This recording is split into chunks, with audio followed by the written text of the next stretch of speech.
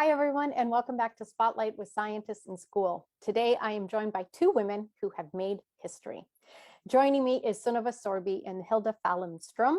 They are the first all-female team to overwinter in the Arctic with no men. They spent several months in the Arctic in a small little hut called Bamsebu, a trapper's hut, about 140 kilometers away from civilization. No running water, no electricity, just each other, their dog named Ettra, and a lot of polar bears. They are also co-founders of Hearts in the Ice, and they have written a tell-all book with the same title.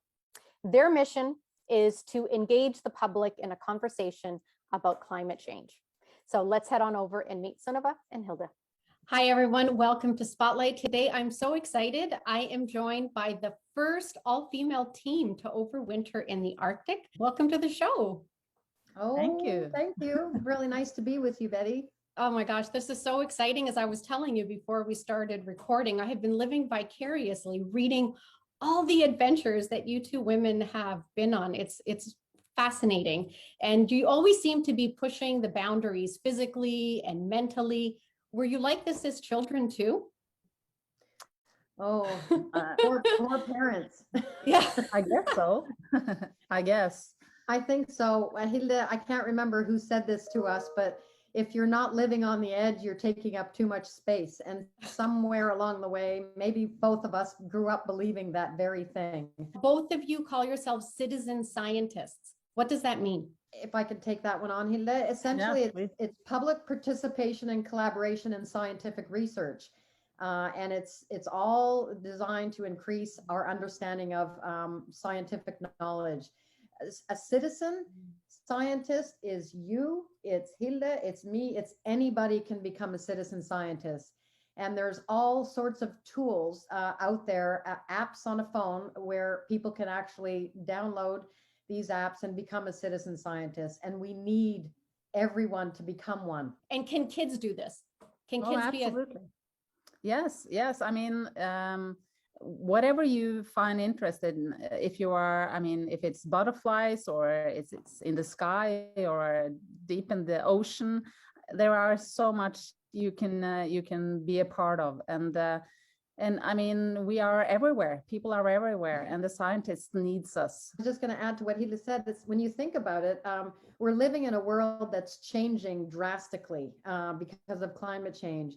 And so if people engage and become a citizen scientist, they're adding a piece to the puzzle to build the picture out of what's happening in their area and how that's connected to other areas. So there's an app called iNaturalist, which is a great one to download, and regular people can download it, and they make geolocated observations, in their backyard or in a park. And then this allows for the same kind of analysis around other places. And it's the same thing that inspired Charles Darwin, who was not, an accredited scientist, but used his curiosity to build his knowledge of our world. So let's talk about your latest adventure. You're the first women to overwinter in the Arctic.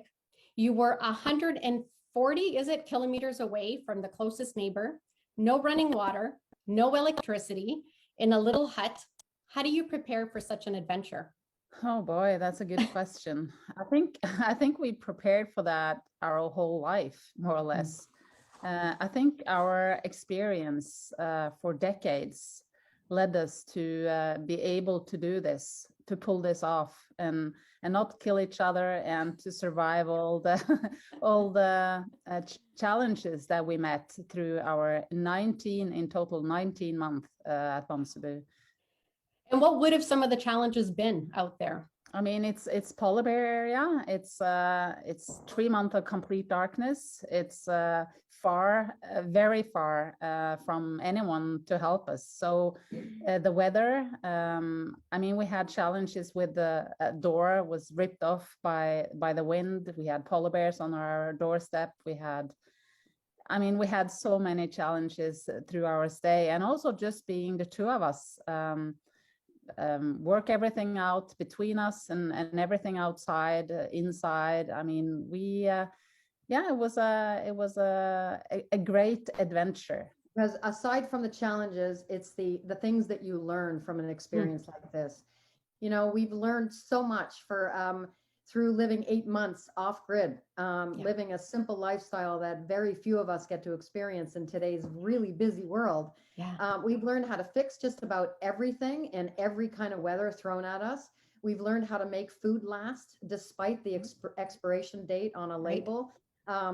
We've learned how important it is not to wait for things to happen, but to make them happen. We've learned how little we need and how long we can go without a shower and still like ourselves. You know, we've learned how important it is to celebrate the little things in life. We've learned how to survive a storm. We've learned how to still breathe after a really close polar bear encounter.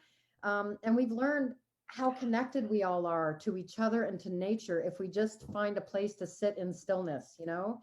So it's been an experience that's been profound and has really changed the two of us. Well, you have lots of time to be introspective when you're out there, you know, in the quiet of the Arctic for so long. Absolutely. Now, you've touched on so many things. I want to, when something doesn't work, a door flies off, and you said you had to learn how to fix all these things. Do you have access to the internet? Like, you're in the Arctic. Are you Googling how to fix stuff, or are you doing it yourself, trying to figure it out? Netflix, no internet. We're on satellite Wi-Fi. We basically got a bag that we have to unpack and includes the word patience. It's, you know, seriously. And I mean, Hilde and I we have similar skill sets, but we have different skill sets. So you have to kind of create space for these ideas to be thrown into how to fix something. And if somebody's done it before, well, it's your job, Hilde. Or if I've done it, it's Sunniva's job. Or if it's together, it's just sorting it out. But it builds, made us feel strong to be able to problem solve. Absolutely. Oh, totally. I've only done something very small on a smaller scale, but climbing Mount Kilimanjaro. And it was the same thing. You just feel just so incredibly accomplished when it's done, and you have all these moments, all these challenges along the way, and the feeling of overcoming them. It really is unbelievable. Unbelievable. Tell me about the polar bear sightings, though. You said you've come across over 90, I think I read. Is that true? Oh, yes, absolutely. That's true. We had 100, more than 100 actually, polar bear meetings while we were there for the 2 months. So what do you do when you see a polar bear? What's your reaction? How does that play out? Well, usually we didn't see it, we heard it. We had window shutters outside the window with spikes, 10 centimeters of spikes, to prevent any polar bear to come in right away through the window. So we dressed up, we took all our equipment, safety equipment, flare gun, rubber bullets, and even a rifle. And we dressed up and went outside. If it was dark, we had a torch and to see if it was a polar bear outside. And what we did then was to sort of measure the situation and to try to scare it off. What do you do with a polar bear? How do you scare off a polar bear? Like, is there a whistle you use or a flare gun? A flare gun. Yeah. Wow. That must have been incredible, though. Any other wildlife aside from polar bears?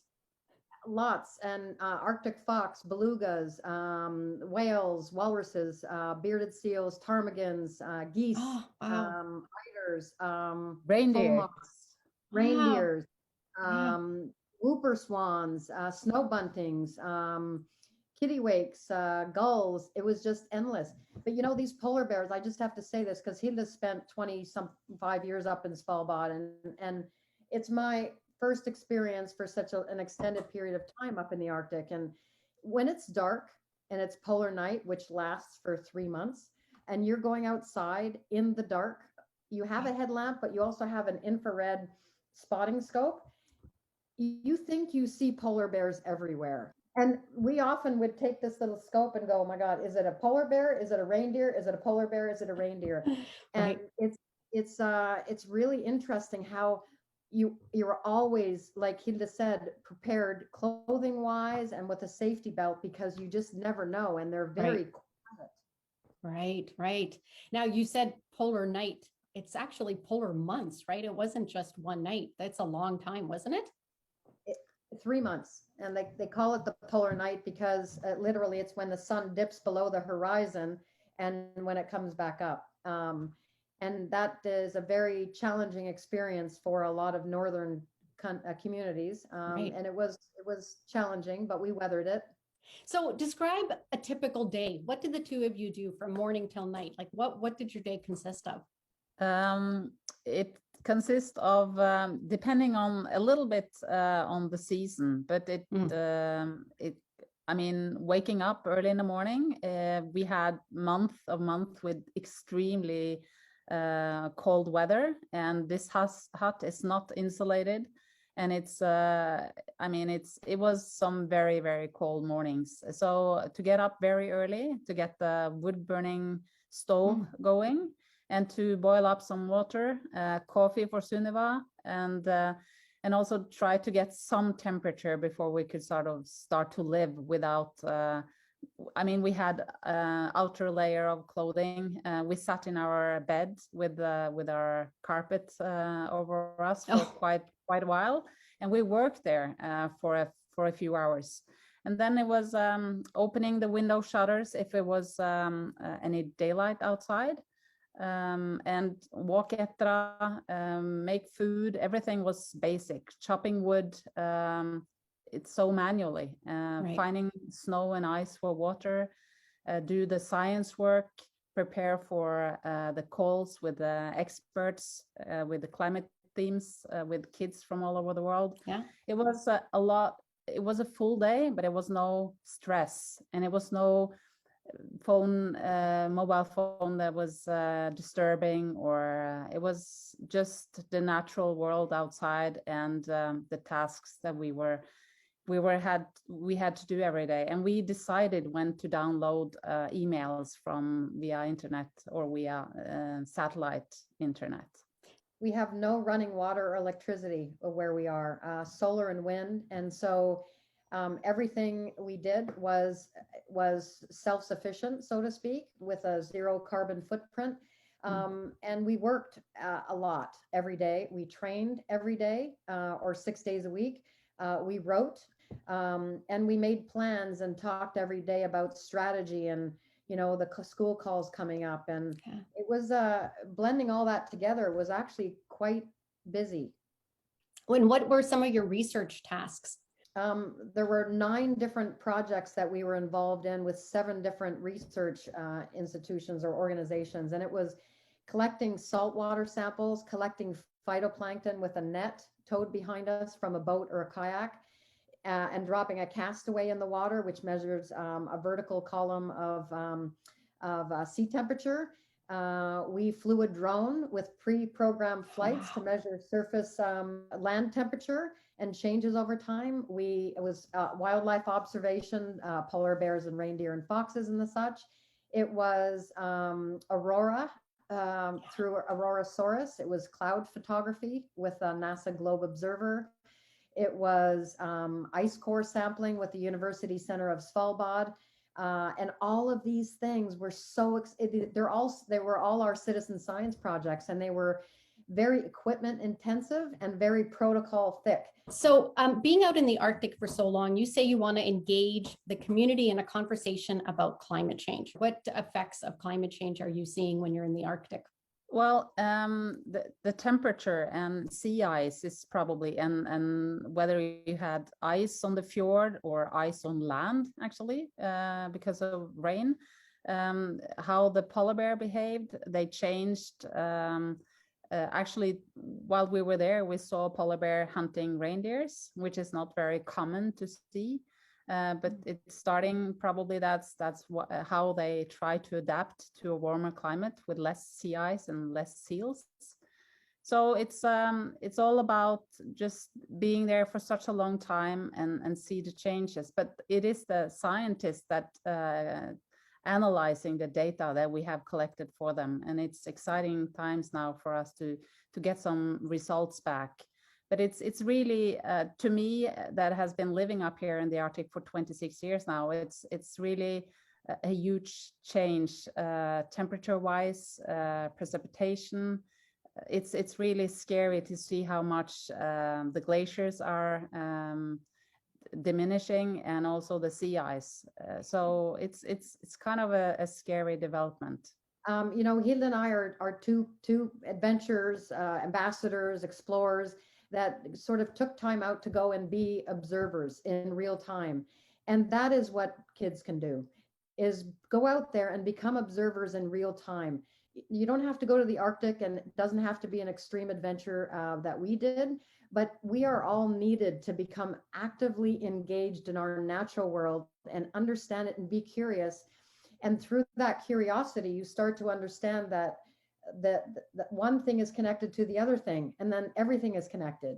And that's one thing we learned with all our science projects is you think that they're isolated in and of themselves. They are specific to that ice core or that phytoplankton, but they all have a way to tell a story. So download iNaturalist, go outside, collect pictures, collect stories, and this in turn can actually build really incredible ground data to help political movements and help engage conservation around our communities and on higher leadership levels. So the kids are our voice, and we need you. We need them all. And they have way more power than they think. I mean, every single person of us has so much impact, and it's all about being a thoughtful user and engage, be inspired by the natural world around us, and we do protect what we love. Yeah, and that's just it. If you get out into nature, you love nature, and then you want to protect it. So yeah, this is wonderful. Tell me about Hearts in the Ice. Yeah, it's if you look at our logo, it's like two people stretching their arms up like this. I'm in the Antarctic, Hilde's in the Arctic. And it's it's Hearts in the Ice is a platform that we created together when we met, that was designed to be the bridge between citizens, youth, citizens, and the science community. And where Hearts in the Ice is bridging that divide between hard to understand science. We build the stories around the science, and then we share it with the general public. And we used our school calls every month for that. We had amazing speakers throughout the time: David Suzuki, Wade Davis, Jane Goodall, Dr. Jane Goodall, Kim Holman. So Hearts in the Ice really is just a citizens platform for social engagement and impact for everybody to understand their own importance and role around climate change. It's our heartbeat. Now, spending so much time together in isolation, did you learn something about each other that was surprising that you didn't know before you went on the trip? Oh yeah. A lot. Anything you can share? I think one thing that we learned, Sunniva, that we could share, which I find very simple but so effectful, is to be grateful, because Sunniva and I was so dependent on each other. We had to work together, and every contribution was important. I mean, if Sunna was chopping wood or making food or whatever she was doing, we acknowledged each other. Every single little thing we did, we said thank you. And it's so easy, and it sounds maybe weird and not so efficient, but it's really makes the whole difference in the room, the atmosphere, the sort of the way to be seen, or the feeling of being seen. It's really important, and we were 100% dependent on each other and the contribution the other person did. I know it was the two of you, but you also did have someone else special and furry and beautiful. She is a malamute. She's a polar dog, and we got her just a few weeks before we left for Bamsebu, and she could not have been a better four-legged friend than she is. Not a peep out of her, except when she heard a polar bear, then she would let out a very, very specific bark. Wow, she's beautiful. How old is she? She's turning 4 in July the 30th. Here she is. Look at that face. Oh, beautiful. Hi. So nice to have a furry companion with you in that hut, I'm sure. Now, I know you are probably the type of people that you finished one adventure, but you already know what your next adventure is.